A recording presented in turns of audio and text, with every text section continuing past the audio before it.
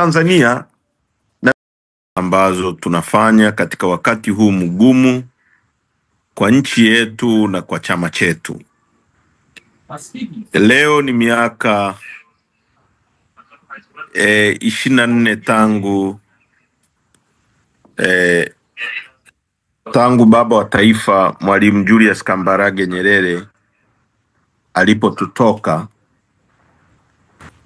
Tunamuenzi na kumkumbuka nyakati zote kwa mambo mema aliyolitendea taifa letu, kwa jitihada zake za kuhakikisha kwamba tunakuwa huru, tunakuwa taifa huru, taifa la watu ambao wanajitambua na wana make progress ndani ya uhuru. Jambo kubwa na historia inatuonesha Mwalimu Nyerere aliamini sana katika uhuru wa watu. Watu wengi wanasema kuhusu vitu. Vitu hivi hata wakoloni walifanya. Nilikuwa nasoma somewhere, hiyo barabara ya kutoka Dar es Salaam kwenda Dodoma, wakoloni kwenye mipango yao ilikuwa kwamba kufikia mwaka 75 hiyo barabara ingekuwa imeshajengwa leni 4, upande ule ni 4 na upande ule ni 4, kwa hiyo barabara 8. Kwa ukizungumza kuhusu vitu, ina maana wakoloni tungewaacha hapa, wangefanya vizuri zaidi kuliko watawala tulionao. Ndio maana hata ukiangalia shule zilizojengwa zama za ukoloni,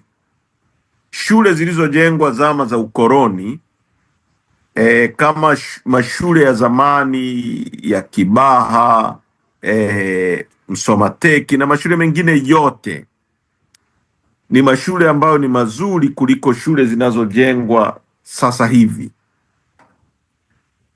kwa sababu wakoloni waliangalia mbele zaidi. Kwa hiyo tungekuwa hata chini ya wakoloni, kwa hivi vitu wanavyoita maendeleo, nafikiri tungekuwa mbele zaidi kuliko tulipo sasa. Lakini watu hawakutaka kuwa chini ya wakoloni, kwa sababu wakoloni walikuwa na dharau utu wetu, ubinadamu wetu, wanaumiza watu wa Afrika na kuwafanya kama sio binadamu. Ndio maana wazee wetu wakiongozwa na Mwalimu Julius Kambarage Nyerere waliamua kupigania uhuru wa taifa letu. Sasa leo tunajadiliana karibia miaka 65 baada ya uhuru wa nchi yetu na miaka 26 baada ya kufariki baba wa taifa. Tunajitafakari ili tuangalie, je, tumepiga hatua kwa pale ambapo tulikuwa tunataka kwenda au tumerudi nyuma? Kwa maoni yangu mimi, ukiniuliza, tunarudi nyuma kwa kasi sana. Tunaelekea kwenye utumwa na ukoloni, lakini utumwa na ukoloni ambao unafanywa na wakoloni weusi wa Afrika wenzetu, kwa sababu Mwalimu Nyerere alisema ukaburu sio rangi. Kuna hata wazungu ambao walikuwa hawaungi mkono ubaguzi. Kwa kaburu ni mtu yoyote, hata kama ni mweusi, ambaye alikuwa anaunga mkono mambo ya kikaburu, ya kubagua watu, ya kuumiza watu. Na mimi nataka kusema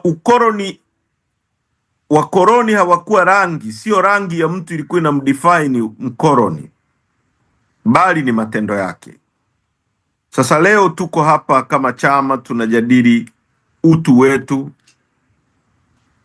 uhai na hatima yetu na uhuru wetu. Tuko katikati ya wimbi ambalo watu wanapotezwa kabisa, kama vile wanapotezwa kuku. Hivi tunavyozungumza muda huu, kama masaa mawili yaliyopita, amechukuliwa katibu wa chama jimbo la Kyerwa, anaitwa Waziri. Jana au juzi jioni usiku alichukuliwa mwenyekiti wetu wa wilaya ya Kagera ya Bukoba mjini, Chief Karumna, na polisi wakataka kusema kwamba hawako naye. Jana watu waliomfuatilia polisi, kwa sababu kuna mtu alichukuliwa naye na huyo mtu akakutwa kituo cha polisi, polisi wakakiri kwamba wako naye, wanamfanyia mahojiano, lakini wakakamata viongozi wengine 5 wa chama chetu. Mpaka sasa wako ndani.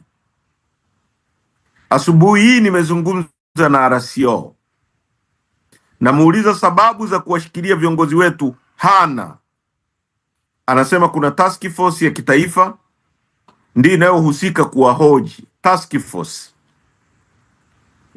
Kwa watu wanakuwa intimidated, wanatishwa na wanaambiwa msipojiunga na CCM. Anapokuja mama hapa, msipojiunga na CCM hamtaruhusiwa kuachiwa, hamtaachiwa. Kwa watu wanalazimishwa wajiunge na CCM kwa nguvu, ili kuonesha kwamba mama anakubalika na watu wanamuunga mkono mama, jambo ambalo sio kweli. Mmetoa taarifa hapo ya watu ambao wamepotea kwa siku tangu tarehe 1 mpaka leo, siku 14 wamepotea watu 24, ukiongeza na Bazili ambaye amechukuliwa saizi, ambayo tunafuatiliwa amepelekwa wapi, ni watu 25. Juzi nilipokuwa nazungumza pale mahakamani nilisema, na jana mmeona, jana Israeli imebadilishana mateka na Palestine. Waisraeli 20 waliokuwa hai wamerudishwa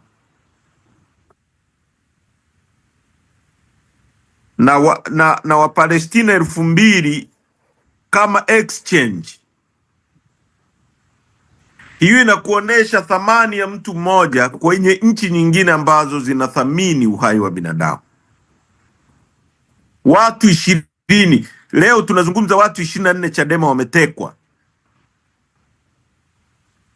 katika kipindi cha siku 14. Hao ni ambao tunawajua tu, ambao hatuwajui na hatujapata taarifa zao, inawezekana hata ni watu 100 au 50. Rais yuko kwenye kampeni.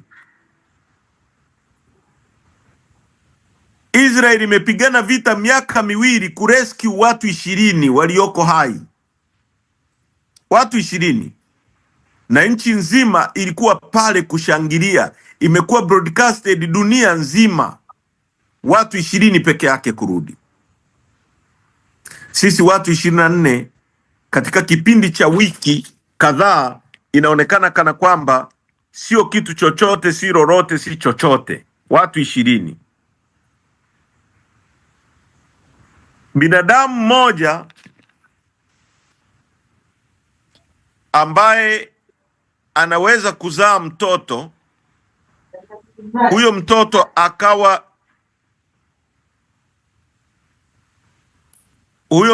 akawa mkubwa,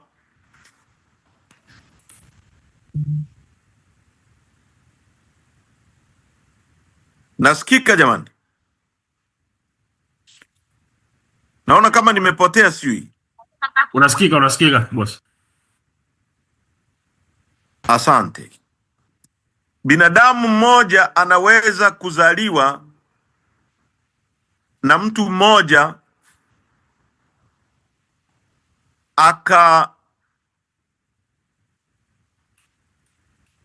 akaunda kitu ambacho kinakuja kuokoa dunia nzima hii tunayoishi.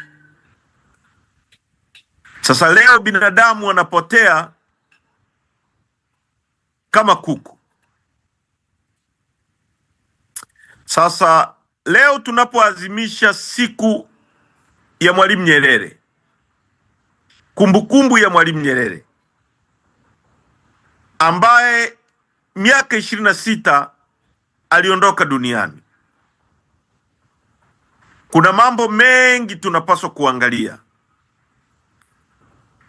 Mwalimu Nyerere aliyetujengea msingi wa nchi hii alituonya mambo mengi.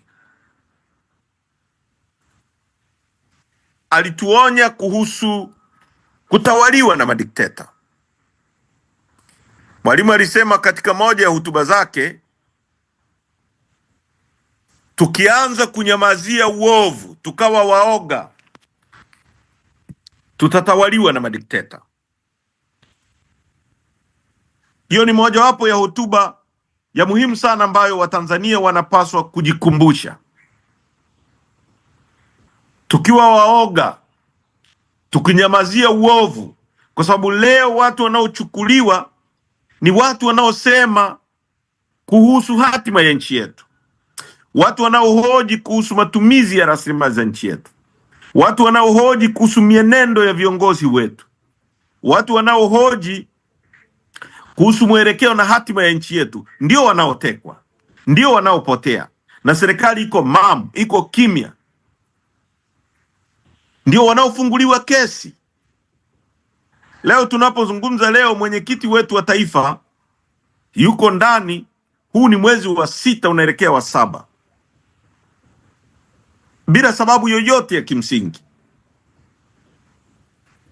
Sisi wengine wakati wote tunaambiwa mjihadhari, mjihadhari, mjihadhari, mnaweza kupigwa risasi, mnaweza kufanywa nini, mtapotezwa. Mimi mpaka leo nimepokea taarifa na mtu ananiambia hao watu wanapanga kunidhuru.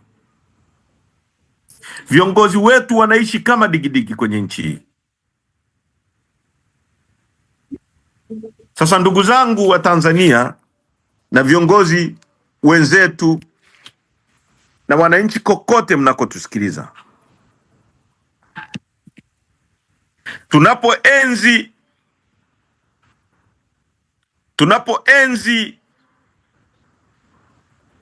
tunapojinasibu kumwenzi Mwalimu Nyerere, lazima tuzungumze na tuyasimamie yale aliyoyasimamia. Tuhoji kuhusu mambo yanayohusu nchi yetu. Tuhoji kuhusu mwenendo wa viongozi wetu. Tuwe na nchi ambayo hatutakubaliana kuwa taifa la mtu, mali ya mtu. Tusikubali kukaa kimya wakati watu wanatekwa, watu wanapotea. Tusinyamazie uovu wa fedha za umma zinapoliwa kana kwamba hazina wenyewe. Tusikubali kutawaliwa na viongozi ambao hawajatokana na kura zetu. Ndio maana Chadema tulikuja na no reforms no election, kama namna ya wananchi kujipatia viongozi wanaotokana na kura zao. Leo tunapoadhimisha siku ya Mwalimu Nyerere, mwalimu aliyetaka kujenga institution, taasisi huru, mahakama ambayo inajitegemea, ambayo haiongozwi na muhimili wa serikali, bunge linalotokana na kura za wananchi, ambalo mbunge akienda kwenye bunge anakwenda kujadili maslahi ya wananchi waliompeleka pale. Leo tunapoona uchaguzi unabakwa, viongozi wanawekwa na mtu mmoja, rais ana uwezo wa kuweka nani awe mbunge, nani asiwe mbunge, ni mbunge gani atakwenda pale bungeni akaona maslahi ya wananchi yanakanyagwa na serikali akasimama dhidi ya serikali, kwa sababu huyo mbunge amepelekwa na serikali, amepelekwa na rais. Tunapoona mahakama ambazo zinaweza majaji wanateuliwa na rais, tena wengine wanateuliwa kwa njia ambazo zina maswali mengi.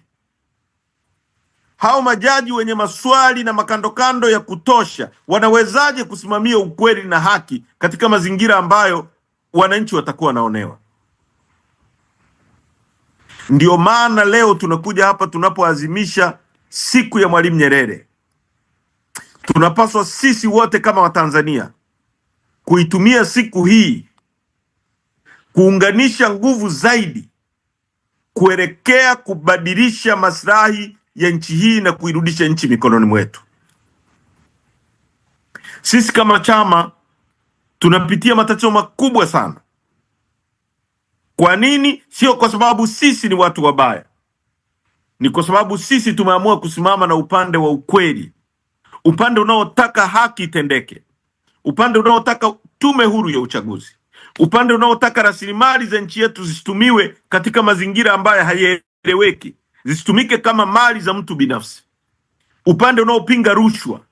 Upande unaotaka watu wote wapate maji, wapate barabara, wapate umeme. Vitu ambavyo ndivyo vilivyotusababisha Mwalimu akajenga taifa la aina hii. Taifa la watu ambao wanasikilizana kwa lugha moja, wanaelewana, wanatokana na wananchi. Watu ambao unapokuwa kiongozi uwe na miko.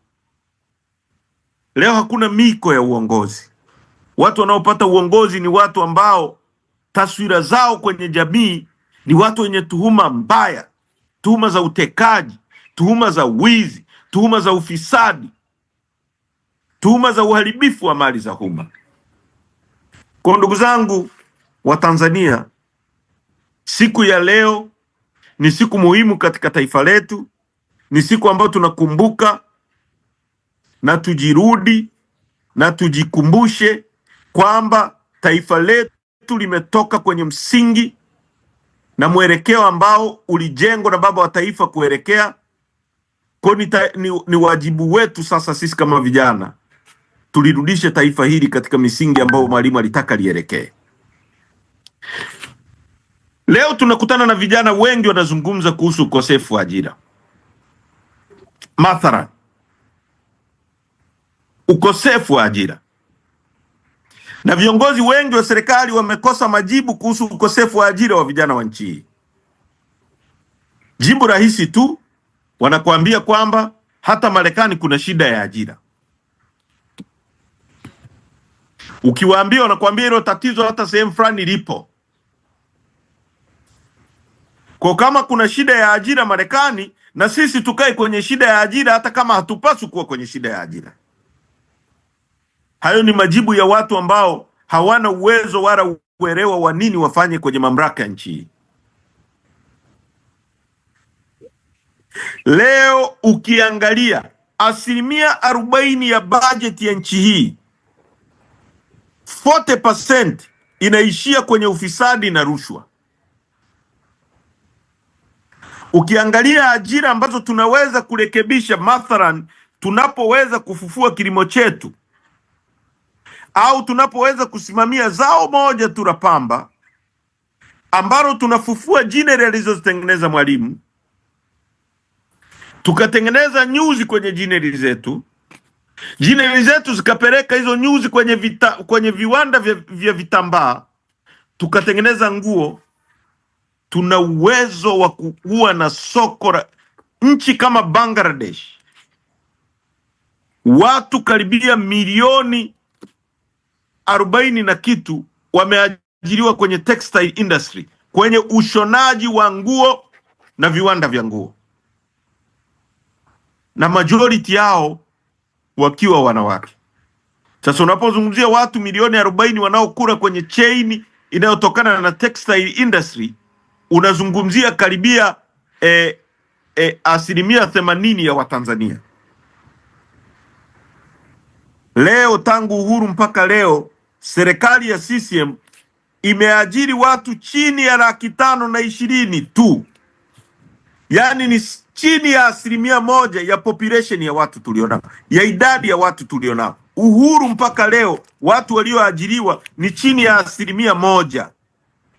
Sasa kama tumechukua miaka 60 na tuna wafanyakazi 500,000 na kitu, ili tufikishe wafanyakazi 1,000,000 tunahitaji miaka 60 mingine chini ya utaratibu kama huu. Sisi tuko milioni 60, watu walioajiriwa 500,000 hawafiki hata 1%. Ardhi yetu ipo, madini yetu yapo. Kilimo tunaagiza sukari, tunaagiza ngano, tunaagiza mafuta ya kura, tunaagiza mchere kutoka Pakistani, lakini sisi tuna maji ya kuweza kulima kwenye mabwawa, kwenye mabonde, na tukazalisha mchere tukauza huko duniani. Kwa tatizo la ajira ni tatizo la kutengeneza. Ukiangalia tatizo la miundombinu ambayo leo rais anazunguka anasema anajenga SGR. Nitajenga SGR. Kwa hiyo ni hoja. Hiyo reli ya kati ambayo ilijengwa na Mjerumani miaka 1900 na kitu, kwa 1800 na kitu, ilikuwa ndio standard gauge railway ya kipindi kile. Kwa ukituambia reli, hata mkoloni alijenga reli ya kati, akajenga reli ya northern part of Tanzania ambayo inatoka Tanga mpaka Moshi mpaka nani. Mkoloni alijenga hata reli ya Tazara ambayo tulijenga na Wachina ni ya miaka ya nyuma kiasi hicho, na ndio ilikuwa standard gauge railway ya kipindi kile. Kwa unapokuja kuzungumzia vitu hivi, uelewe kwamba hapo unapozungumzia ni kipindi ambacho mmetuchelewesha sana kwa sababu ya mawazo yenu finyu ya kutokuelewa namna ya kusimamia rasilimali na utajiri wa nchi hii. Kwa umaskini wetu ni wa kutengeneza. Uhuru wetu umepokwa na watu ambao wanatutengenezea umaskini. Juzi nilikuwa namsikia mtu mmoja anazungumza kwamba watu wamepewa cheo kinaitwa kaya maskini. Unakiangalia kisiwa kama cha Zanzibar. Zanzibar ina watu chini ya milioni 1, na ukiangalia Dubai ina watu milioni 3. Hakuna mtu hata mmoja ambaye amezaliwa Dubai ni maskini. Lakini hapo Zanzibar kuna watu maskini. Zanzibar ambayo ilipaswa kuwa na watu wenye utajiri mkubwa kuliko Dubai hata mara 3, kwa sababu ya nature ya Zanzibar yenyewe ilivyo. Utalii, uvuvi, maji, karafuu. Kama wameshindwa kuitransform Zanzibar peke yake, hata barabara hazipitiki. Umaskini huko Zanzibar wa kutisha.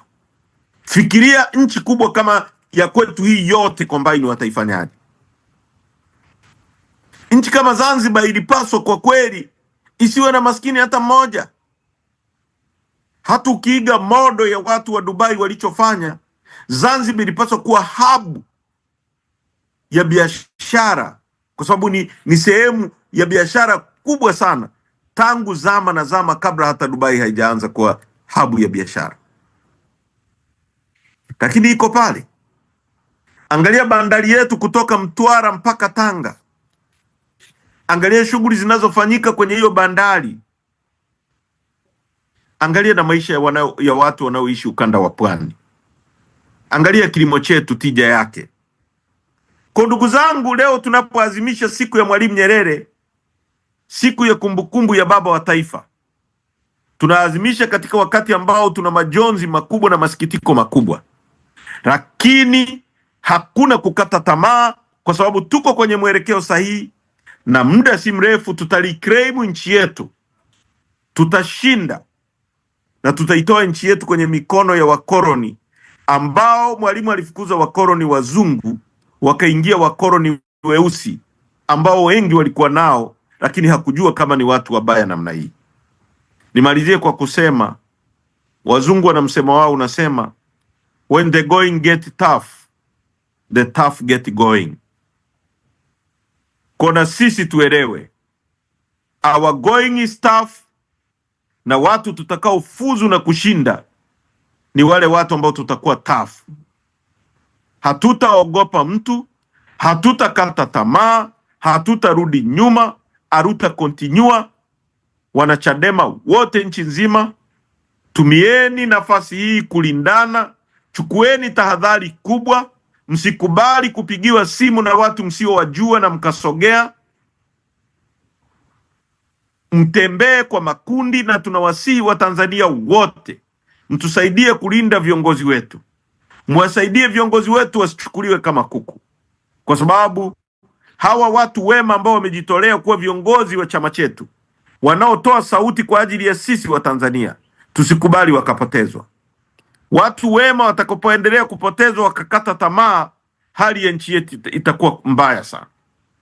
Watanzania, ni wajibu wetu kuwalinda watu wema wote ili wasichukuliwe na watu wadhalimu. Sisi Watanzania wema ni wengi kuliko watu wadhalimu.